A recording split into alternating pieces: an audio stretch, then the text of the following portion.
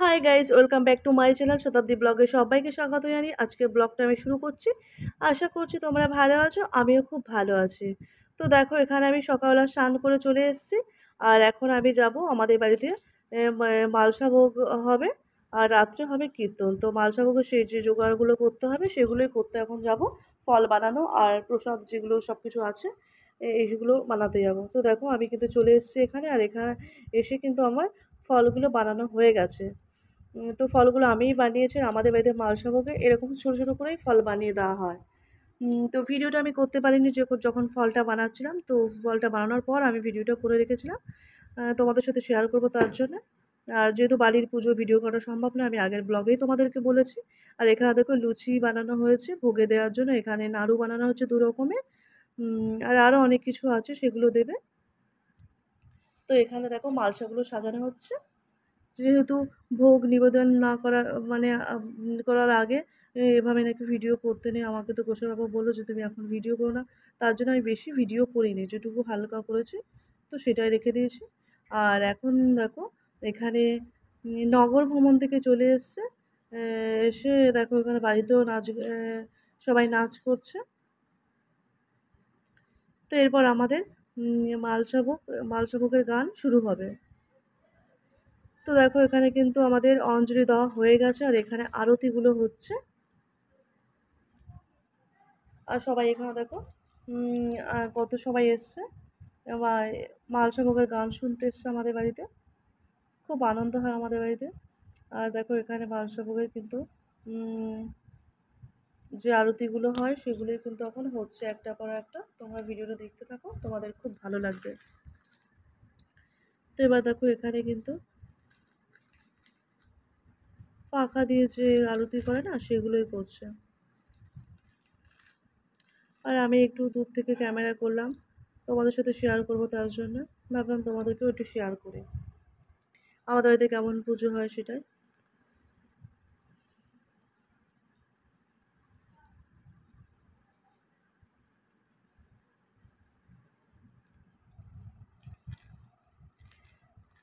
তো দেখো, এখানে মালসাগুলো কি সুন্দর করে সাজানো হয়ে গেছে আমাদের। দেখছো কি সুন্দর করে ফাইনাল মালসাটা এরকম করেই সাজানো হয়েছে, তোমাদেরকে দেখালাম। আর এখানে দেখো, এগুলো প্যাকেট বানানো হচ্ছে। এইগুলো রাত্রেবেলা কীর্তন করতে আসবে, এই কীর্তন শুনতে আসবে তাদেরকে দেবে। আর এখানে দেখো সোমনাথ দাদাভাই কীর্তনিয়া আমাদের বাড়িতে আজকে কীর্তন করতে এসে, ওনার কণ্ঠে আমরা কীর্তন শুনবো। তো চলো সবাই মিলে কীর্তন শুনি এখন।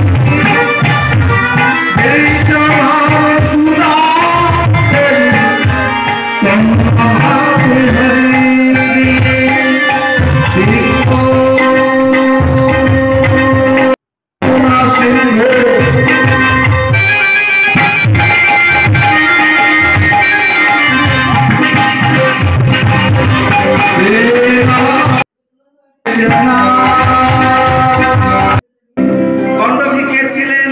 গণ্ডকী ছিলেন একজন পতিতা। এটা একটু শুনে রাখুন।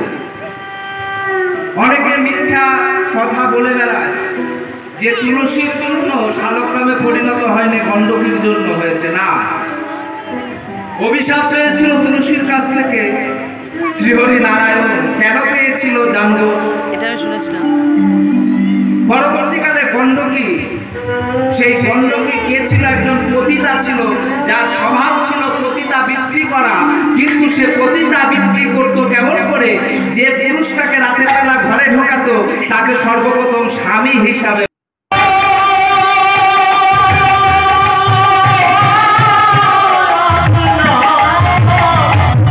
মাঝে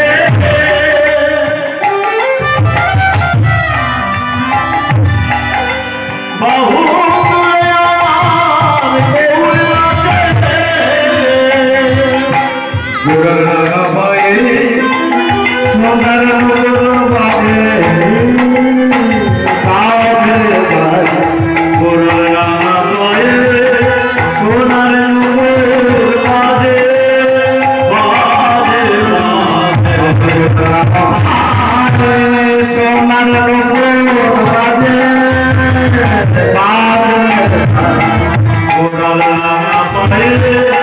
সোনার নূপুর বাজে নাচে সোনার নাচে সোনার নাচে সোনার দেখো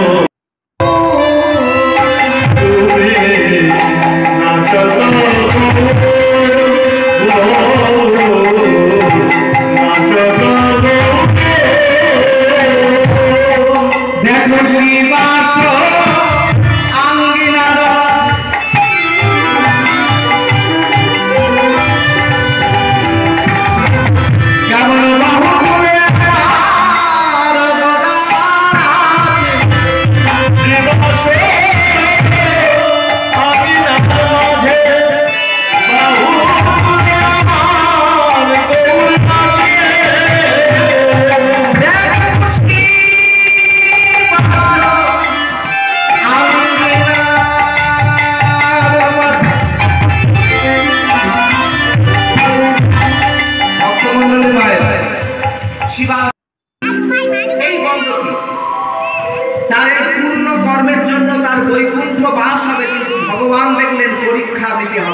পরীক্ষা নেওয়ার নিমিত্তে সেদিনে রাতের বেলা ভগবান এক বৃদ্ধা পুরুষের রূপ ধারণ করে গণ্ডকীর দ্বারে এসেছে।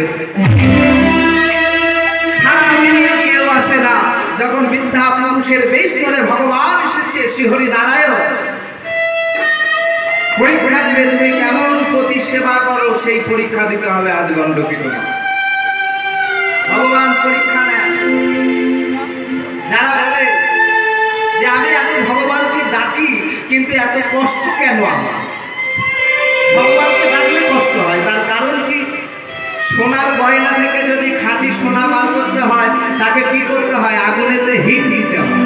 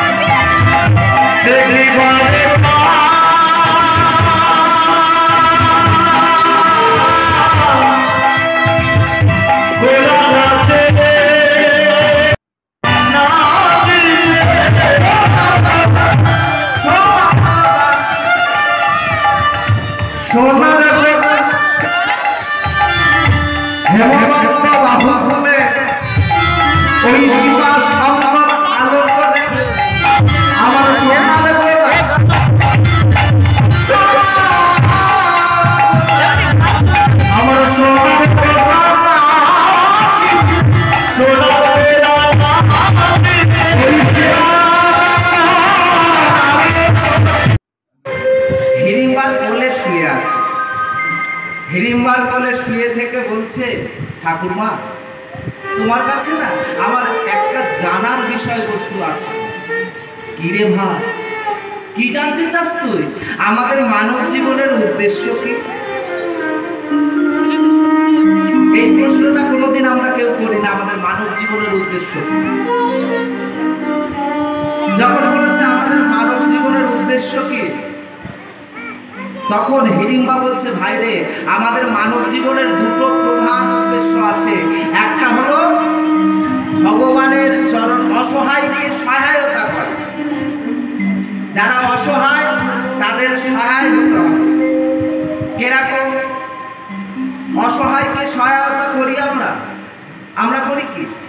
ভিখারি ভিখারি ভিক্ষা চাইতে এলে আমরা দিই, যদি বলে বাবা একটু খাওয়া দেবে আমরা খেতে দিই। আর পাড়ার যে মোস্তা সে যদি আসে সে খাবে না, ও দাদা এসো না দুটো খেয়ে যাও। হ্যাঁ, পাড়ার মোস্তানদের থেকে খাওয়ায়, সাধু ভিখারিদের খাওয়া দিই না। তবে ভিখারিদের খাওয়া হয় না, বৈষ্ণবদের প্রতি মানুষের বিতৃষ্ণা জেগে যাচ্ছে একটাই কারণে, সেই কারণটা আজকে আমি বলে দিচ্ছি, অপরাধ নেবেন না। এখন সব থেকে বড় ব্যবসা হয়েছে এই বৈষ্ণব ব্যবসা। তার কারণ মঠবাসী ছাড়া, আশ্রমবাসী ছাড়া গুরু মহারাজের নিষেধ আছে ভিক্ষা করা যাবে না, ভিক্ষা বৃত্তি অবলম্বন করা যাবে না।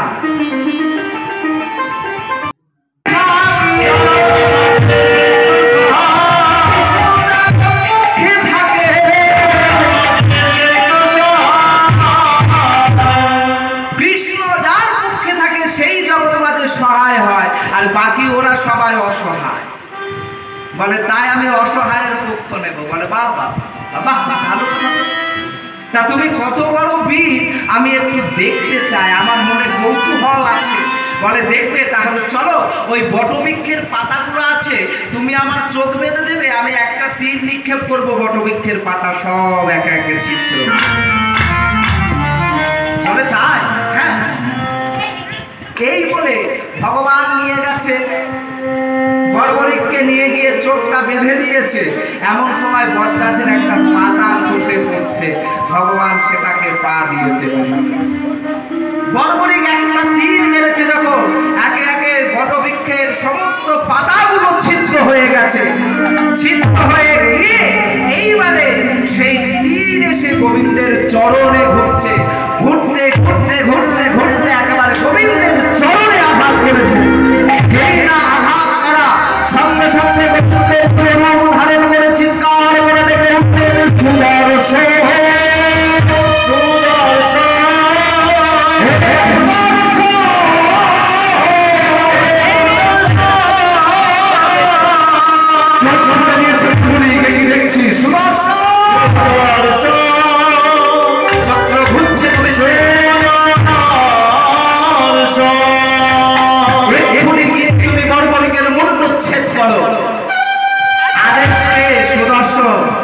বর্বরিকের মুন্ডটা কেটে দিয়েছে।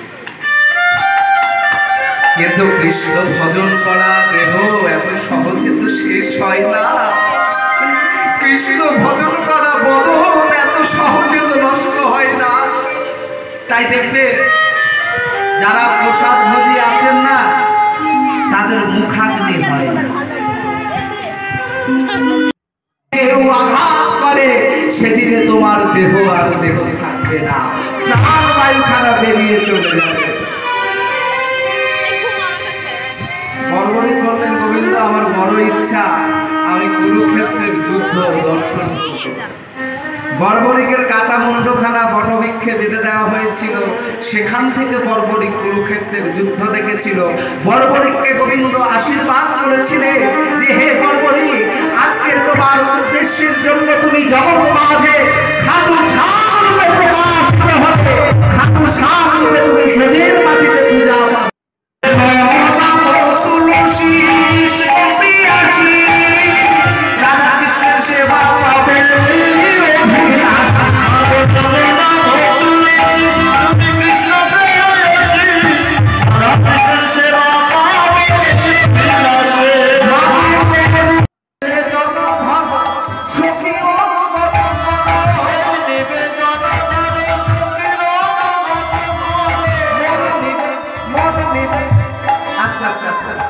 কি বললেন? মন নিবেদন ধরো।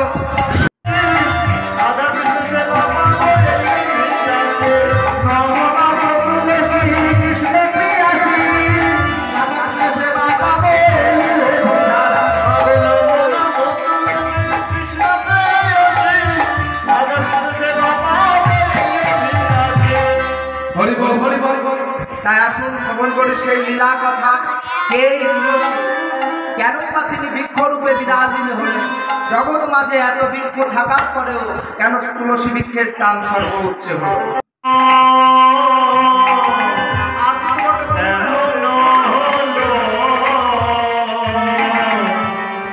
বলো হে মন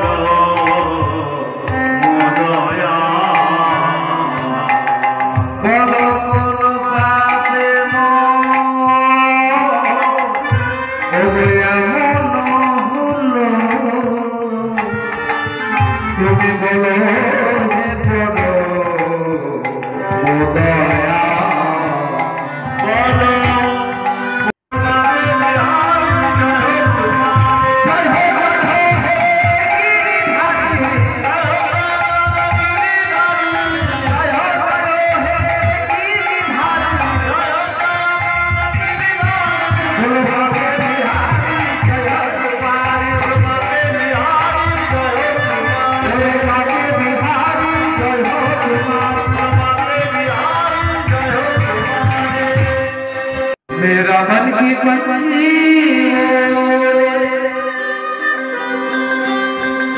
বাংলায় তো বলবো, আগে হিন্দিতে বলবো তারপরে বাংলা। তো সবাই মিলে একসাথে উলুধ্বনি করতে হবে, দু হাত তুলে। মেরা মন কি পাচ্ছি উড়কে দিয়ে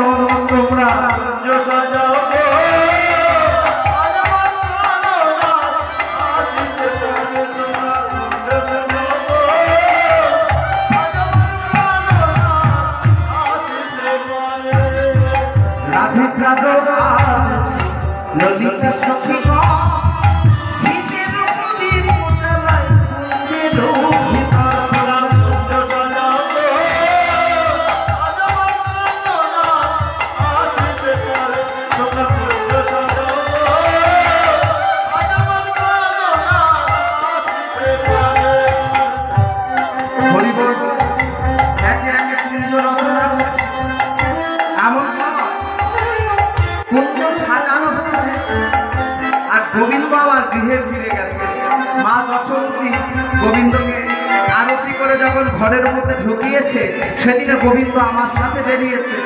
ঠিক সেই সময় বিরজা ভবনের মহিলার থেকে আসছিলেন গোবিন্দ। আসার সময় গোবিন্দ সেদিনে তার নুপুরকে বলেছিল চুপ করতে, নুপুর সেদিনে চুপ করেনি, জোর করে বেজে উঠেছিল। আর যেই না বেজে ওঠা, কুঞ্জ থেকে বিরজা ছুটতে ছুটতে বেরিয়ে এসে একেবারে গোবিন্দকে জড়িয়ে ধরেছে। প্রাণ প্রভু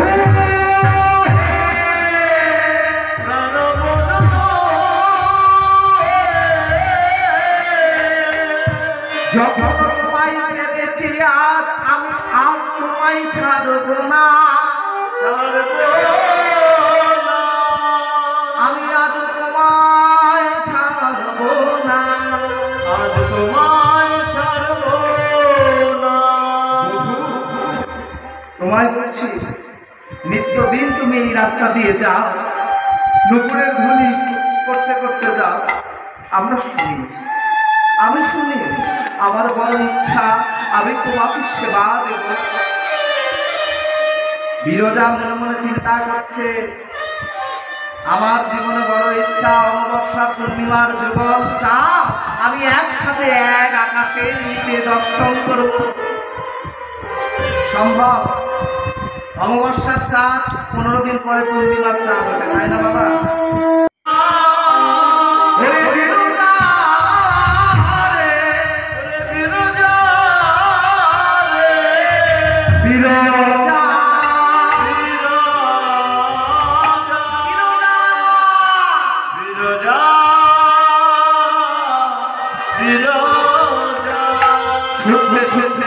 বিরজা বলে এসে সম্মুখে আমাকে দেখতে পেলে, আমাকে দেখতে পাওয়ার সঙ্গে সঙ্গে রাধারানীর বুঝতে অসুবিধা হলো না। ভিতরে ভগবান কৃষ্ণচন্দ্র আছে। আমাকে বললেন সীতা, দ্বার ছেড়ে দে সীতা। আমি ভিতরে প্রবেশ করি, না রাধে না, আমি দ্বার ছাড়তে পারবো না। কি বললি সীতা? কি বললি তুই? তুই দ্বার ছাড়তে পারবি না? না রাধে না, আমি যদি দ্বার না ছাড়ি তুমি কি করবে? এই সীতা, তোকে ধাক্কা দিয়ে ফেলে আমি ভিতরে প্রবেশ করব। এই রাধে! হাতের পাঁচনিটা উঠে তুলেছে। পাঁচনি মানে কি? গরু চড়ানোর লাঠি, ডাকাতের হাতে যেটা থাকে। যেই না উঠে তুলেছে, রাধারানী তাকিয়ে দেখছে, শ্রীরাম তুই না আমার ভাই, তুই আমার ভাই হয়ে আমাকে রক্তচক্ষু দেখালি শ্রীরাম, তুই সুলভ আচরণ তুই আমার সাথে করলি। তবে শোন শ্রীরাম, আমি বৃন্দাবনের রাধারানী, আমি তোকে অভিশাপ করছি। আমার অভিশাপে যে দৈত্য চক্ষু তুই আমাকে দেখালি, সেই দৈত্য কুলে তুই জন্মগ্রহণ কর, সেই দৈত্য কুলেই তোর জন্ম হোক, সেই দৈত্য জনই তোর প্রাপ্ত হোক। রাধে রাধে। এমন কথা তুমি বলো না, আমার কথা তুমি বলো না। রাধে কি অভিশাপ দিলে তুমি? দৈত্য চুরি হবে আমার? আমি তো নিজের জন্য কিছু করিনি রাধে, আমি তো নিজের জন্য কিছু করিনি। তবে তুমি ফিরিয়ে নাও না শ্রীরা, অভিশাপ দিয়ে দিলে ফিরিয়ে নেওয়া যায় না। একবার যদি ধনুর থেকে তীর চলে যায়, নিক্ষেপিত হয়, সেই তীরকে যেমন ফিরিয়ে নেওয়া যায় না, মুখের বাক্যকে যেমন ফিরিয়ে আনা যায় না। কি বললে না? তুমি অভিশাপ ফিরিয়ে নেবে না? না না, তাহলে তুমিও শুনে দেখো, আমিও যদি সত্যি সত্যি ভগবানের ভক্ত হয়ে থাকি, তার জন্য এমন কর্ম করে থাকি যে কৃষ্ণের জন্য, আজ তুমি আমাকে এত বড় অভিশাপ দিলে, আমার অভিশাপে সেই কৃষ্ণ বিবাহে এই বৃন্দাবনের মাটিতে 1 বৎসর নয়, 2 বৎসর নয়, 100 বৎসর তোমার হা কৃষ্ণ প্রাণ কৃষ্ণ বলে কাঁদতে হবে। সেদিনে ওই কৃষ্ণ তোমাকে নির্বাসন দিয়ে চলে যাবে, তোমার চোখের ধারায় বৃন্দাবনের মাটি সিক্ত হয়ে যাবে। সেদিনে তোমার দিকে ফিরেও থাকবে না কৃষ্ণ শ্রীরাম রে। ওরে শ্রীরাম রে।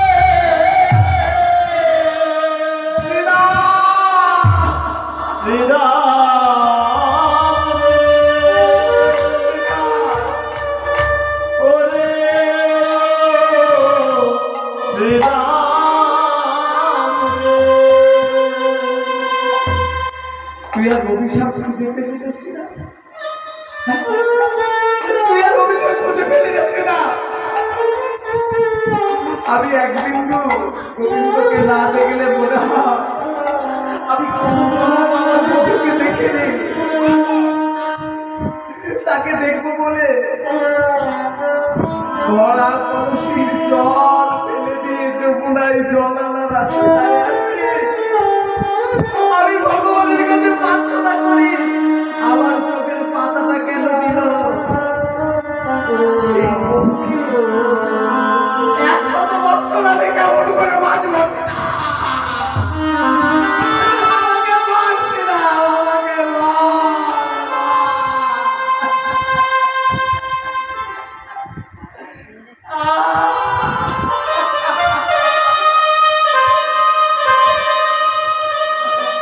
ও গো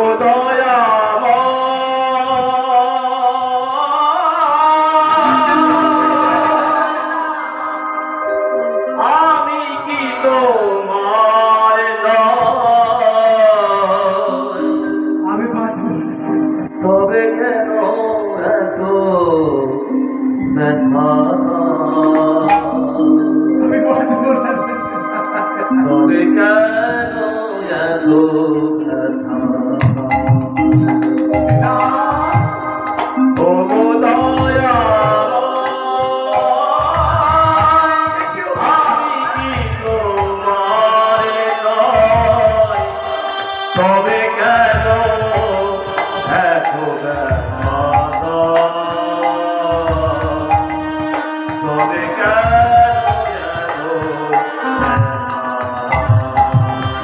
আমার জীবন হয়ে গেল শ্রীরাম। কোন পথে কি যে এমন ভাবে আমাকে কাঁদা,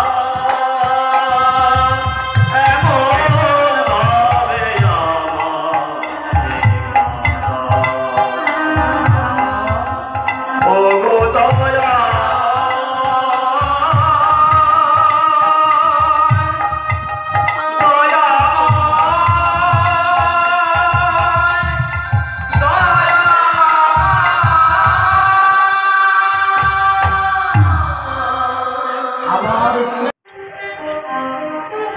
বিরোধা শুনতে পেয়েছে, বলছে গোবিন্দ এখন আমি কি করব?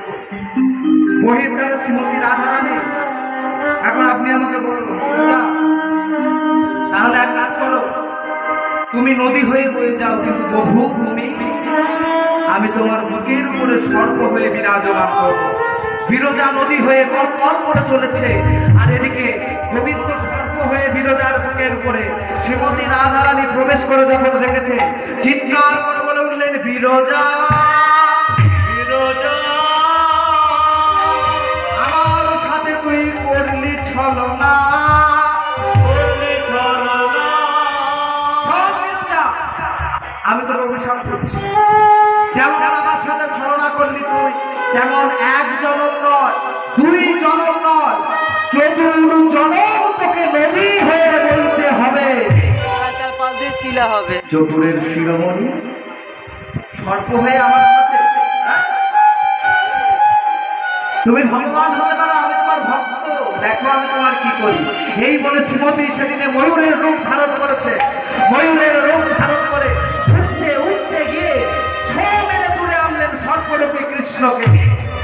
ছো মেরে তুলে একবার 3 বার যেই ঠোক্কর দিয়েছে, প্রাণ গোবিন্দ চিৎকার করে বলে উঠেছে, রক্ষা করো রাধে তাহিমা, রক্ষা করো রাধে তাহিমা, রক্ষা করো রাধে তাহি। সেবা করতে যাবে, সঙ্গে সঙ্গে শিহরে নারায়ণ, ব্রাহ্মণ বেশি নারায়ণ, শঙ্খচূড় বেশি নারায়ণ তুলসীর সাথে আলিঙ্গনবদ্ধ হলেন। বড় পুরুষের স্পর্শে তুলসী চমকে উঠলেন, কে?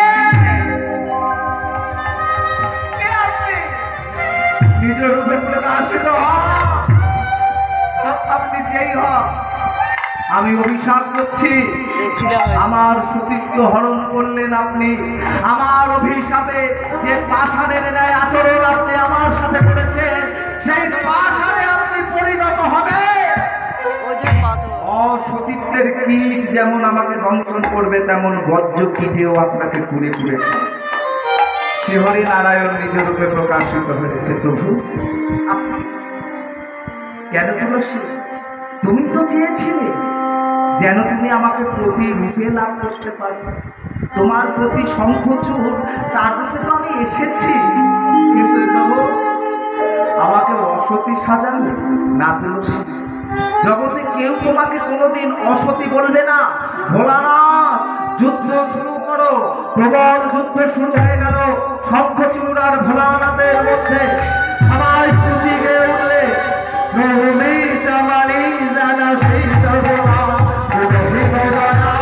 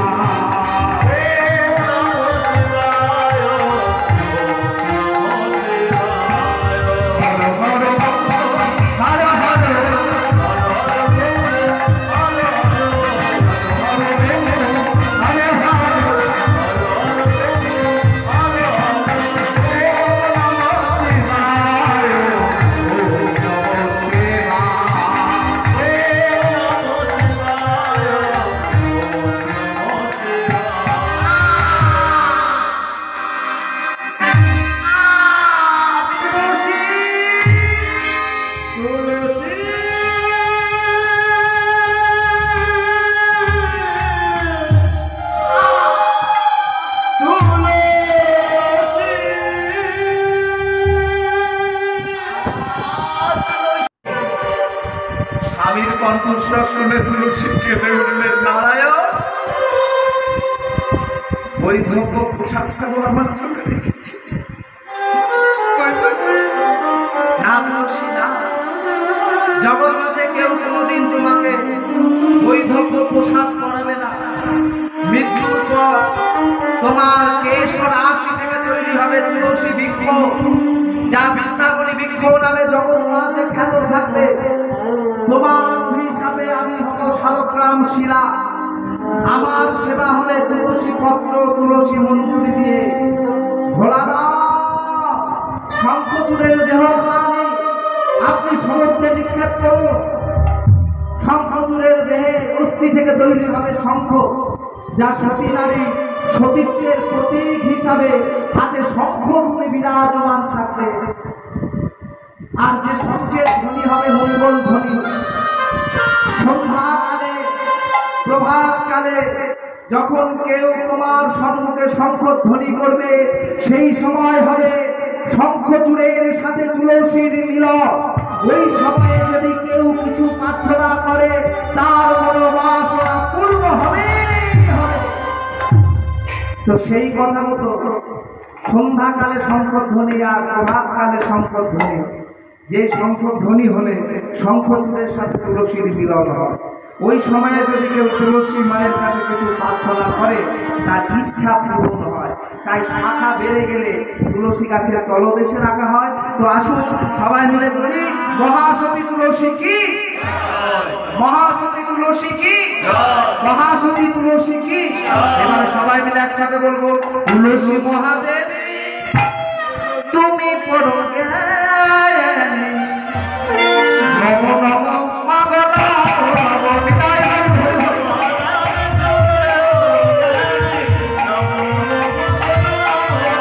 তুলসী মহাদেব তুমি পরম জ্ঞানী, নমো নমো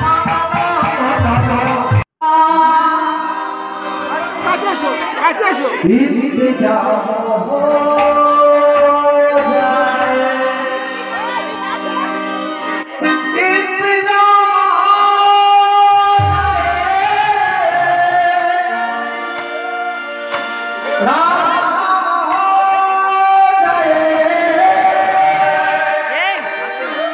इंतजाम हो जाए,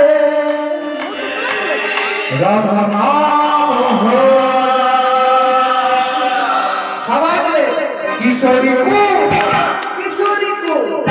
আমার আজকের ভিডিওটি যদি তোমাদের ভালো লেগে থাকে তাহলে লাইক কমেন্ট শেয়ার করবে। চ্যানেল নতুন হয়ে থাকলে চ্যানেলটিকে সাবস্ক্রাইব করে পাশে থাকবে।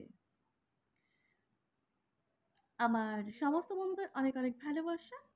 সবাই ভালো থেকো, সুস্থ থেকো, সাবধানে থেকো। দেখা হবে নতুন কোনো ভিডিওতে। ততক্ষণ তোমরা ভালো থেকো, সুস্থ থেকো, সাবধানে থেকো। সবাইকে টাটা।